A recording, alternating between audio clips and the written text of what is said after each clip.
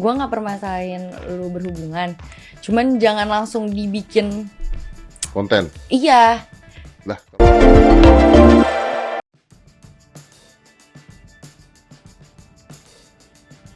Viral Cika kena masalah, Rans Entertainment unfollow Instagram Cika. Netizen soroti Dimas Ahmad hanya diam.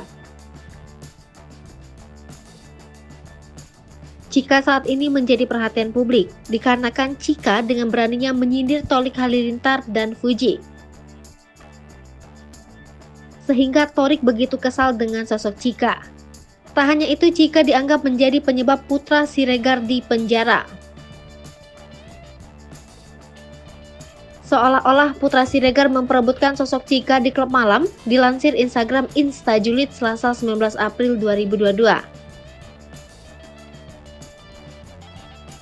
Istri dari putra Siregar pun kesal dengan sosok Cika. Warganet pun meminta agar Cika dicabut keanggotaannya dari Rans Entertainment. Akun Instagram Rans Entertainment men-unfollow Cika tiba-tiba mengejutkan, karena Instagram Rans Entertainment mengunfollow Instagram Cika. Ternyata Cika juga tidak memfollow akun Instagram Rans Entertainment. Sosok Dimas Ahmad yang dulu naksir dengan Cika tak kelihatan mendukung. Dimas Ahmad pun disorot perannya. Komentar beragam pun menghampiri Instagram Instajulit.